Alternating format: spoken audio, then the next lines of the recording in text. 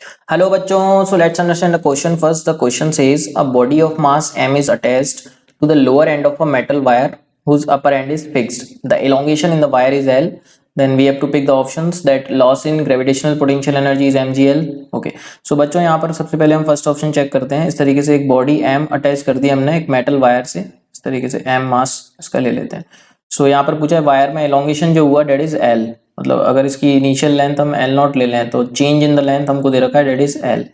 मतलब यहाँ से ये यहाँ तक इनिशियली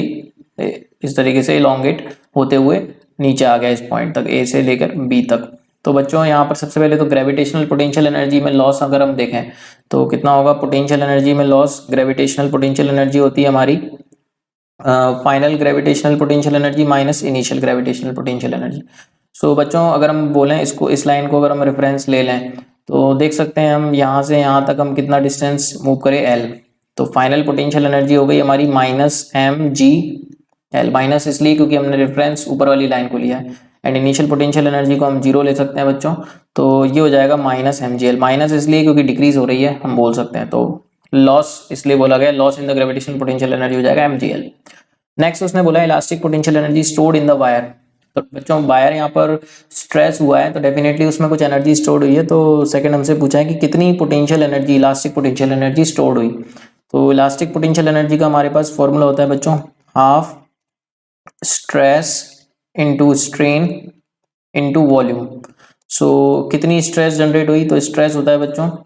अगर हम बात करें यहाँ पर mg फोर्स से इसको नीचे खींचा जा रहा है क्योंकि मास m अटैच है, mg अपॉन स्ट्रेस होता है force upon area, area of the cross section मान लेते हैं बच्चों A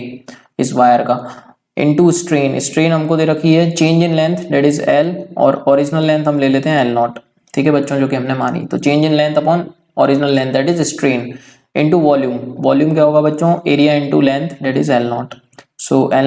नॉट ए कट गया बच्चों, तो हम देख सकते हैं जो स्ट्रेस आ रही, एनर्जी स्टोर्ड जो आ रही है इलास्टिक पोटेंशियल एनर्जी वो कितनी आ रही है mgl/2, बट ये बोल रहा है mgl, तो ये गलत हो जाएगा बच्चों, mgl/2 बिल्कुल सही। अब हमने बच्चों देखा कि जो भी energy gravitational potential energy decrease हुई mgl से इसकी, लेकिन इसमें स्टोर्ड एनर्जी कितनी है, स्टोर्ड एनर्जी कितनी है बच्चों इसमें हाफ mgl, तो अगर हम बोलें कि बाकी की एनर्जी कहाँ गई तो डेफिनेटली हीट में गई होगी, तो हीट प्रोड्यूस हम कितना बोल सकते हैं, जो भी ग्रेविटेशनल पोटेंशियल एनर्जी लॉस हो गई, कितनी लॉस हो गई, mgl लॉस हो गई और स्टोर्ड mgl/2 करी, तो डिफरेंस कितना आया बच्चों, mgl/2 माइनस mgl, है ना, mgl/2 माइनस mgl हमारा डिफरेंस आया,